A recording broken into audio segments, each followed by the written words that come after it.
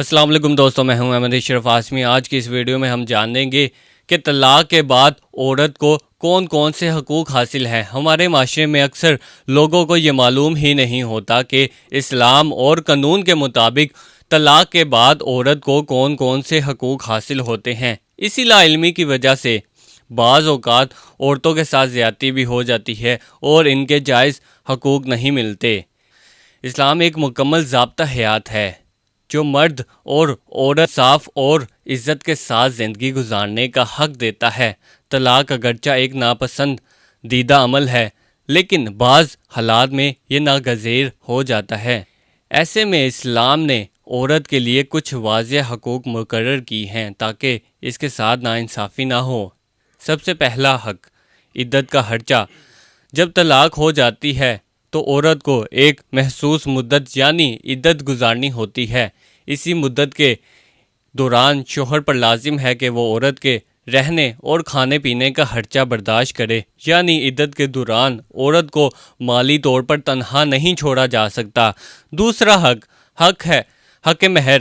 اگر نکاح کے وقت حق مہر مقرر کیا گیا تھا اور شوہر نے ابھی تک مہر ادا نہیں کیا تو طلاق کے بعد عورت کو مکمل حق حاصل ہے کہ وہ اپنا حق مہر وصول کرے۔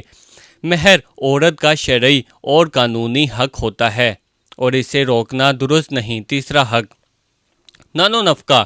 اگر طلاق کے بعد عورت کے پاس بچے ہیں اور بچے ماں کے پاس رہتے ہیں تو بچوں کے تمام اخراجات جیسے تعلیم، خوراک، علاج اور دیگر ضروریات کی ذمہ داری باپ پر ہوتی ہے، یعنی بچوں کا خرچہ باپ ہی برداشت کرتا ہے اور چاہے طلاق ہی کیوں نہ ہو چکی ہو۔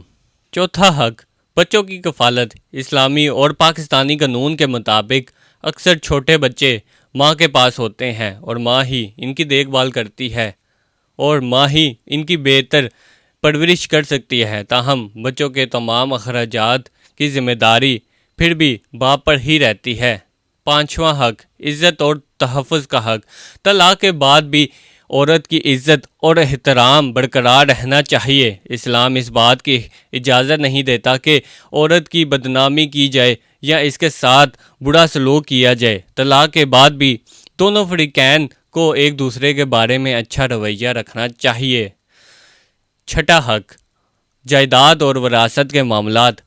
اگر طلاق شوہر کی زندگی میں ہو گئی ہو تو عام طور پر عورت شوہر کی وراثت میں حصہ دار نہیں رہتی، لیکن اگر طلاق کے بعد بھی عورت کے پاس اس کا مہر، تحائف یا ذاتی سامان موجود ہے تو اس پر عورت کا حق ہوتا ہے اور کوئی اسے چھین نہیں سکتا۔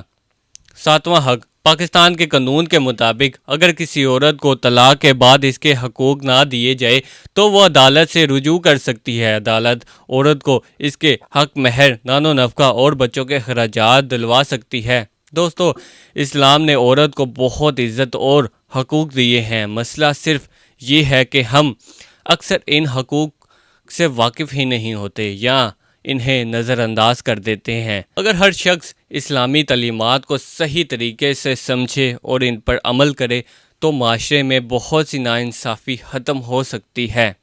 طلاق کے بعد بھی عورت ایک باعزت انسان ہے۔